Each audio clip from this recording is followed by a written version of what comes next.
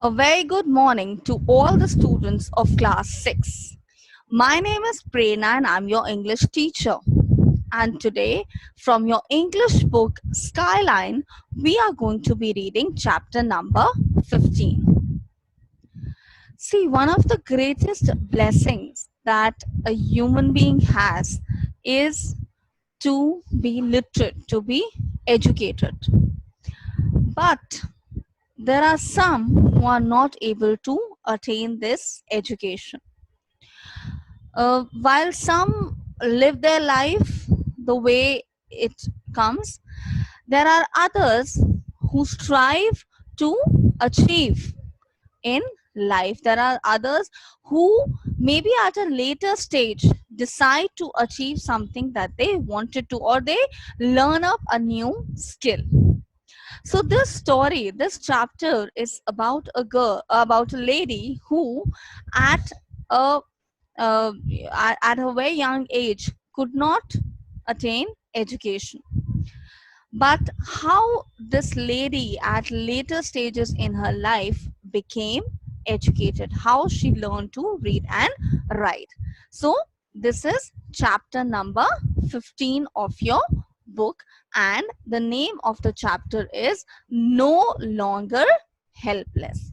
So let us read the introduction of the chapter. It says, this lesson is an account given by a neo-literate woman called Kong Cecilia Marbelang, who's over 60 years old.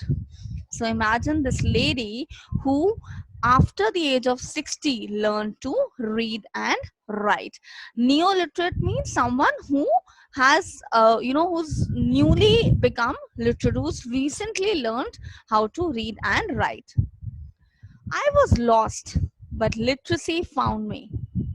Looking back now, as I hold this chalk over my slate, I feel things could have been different and better had I learned to do the same many years ago. Life was terrifying before. Letters and numbers everywhere, in every signboard and every newspaper. It was a life of dependency, and I used my children as a crutch, that is, as a support. A time when they probably should have dependent on me more than I on them. So, in the first few lines, this lady Kong Cecilia is talking about that how she felt really shameful, how she felt really disgusted, how she felt really sad that she was always dependent on her children if they went outside, because she could not read and write. So whatever was written on signboard, if there was a bus coming, she could not read what was being written. So she was always dependent on her children. Looking back on that time, I feel that it was very unfair on my part. What could I do? I was helpless and illiterate. It was a time when the thumb was my best friend. So thumb was used as a form of signature. I put the thumb impression for paying rents and other things which could so easily have been done by the pen. Lately, I realized that I just could not thumb my hands at my fate or what I believed was my inherited destiny. So, in this last line, where she's talking about the inherited destiny, what does that mean? That is, she believed that it was her destiny to be illiterate, but she was not ready to accept it later. But all this was poised for a change when a group of conscious people came and held aloft the bright luminous torch of literacy. I was motivated even at my age, that is above 60. Poised is, when you're really charged up, when you really are ready to take an action. I was motivated even at my age, and this was a golden opportunity for me to learn how to read and write, and more than to hold my head high in dignity and self-respect in the secure knowledge, that I'd gain entry into the ranks of the neo-literate. Ranks, I mean the class or the group, and neo-literate, as I told you, people who've recently learned to read and write. These literacy classes are so much part of my existence now that I feel empty if I miss out even on one evening. There is one thing that literacy has taught me. It is to meet my personal targets. For the sense of joy in learning new experiences overwhelms all the feelings of tedium and laziness that I experience sometimes. Overwhelm is to, overcome all the feelings of, and tedium means boredom. So she's saying that this entire experience of learning how to read and write, through this experience, I'm able to overcome my fear of, or my I'm able to overcome my feelings of boredom and laziness. My greatest sense of pride, joy, and achievement is when I find myself able to help my grandchildren in their studies. This is something which was unthinkable a few years ago.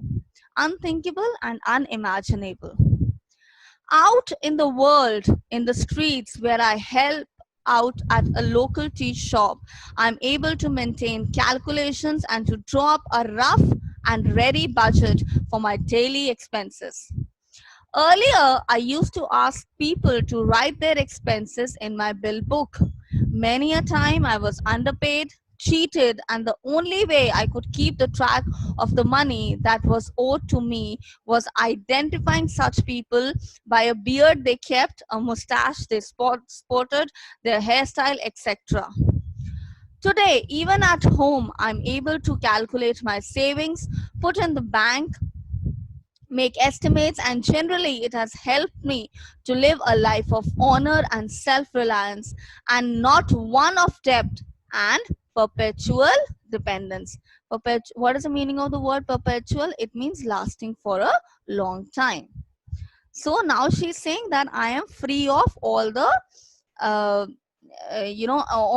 now I'm free of, or now there's no one who can cheat me, because I know how to read the numbers, how to write them, and do the basic calculations.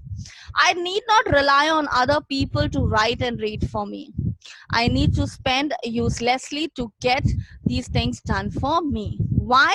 Because I need not spend uselessly to get these things done for me. So now she's saying that I don't have to hire someone to do my calculations, because now I am self-reliant. Why? Because I'm able to do these on my own. I need not be lost anymore. I can read signboards and I rarely blush in embarrassment as before. Today, I can proudly announce to the world that my blush has been replaced by a confident smile. I will remain ever grateful to all of you who are responsible for giving me a second chance, a chance to lead a better life. I was lost, but literacy found me, and for that, I will continue to learn. And I also urge my fellow sisters and brothers to join me in this wonderful lifelong experience of learning. So, how beautifully this lady who is above 60 years of age has portrayed her feelings of joy that she's got because she's able to learn to read and write. So always remember, you getting this education is a blessing in your life. Make the most of it. Thank you.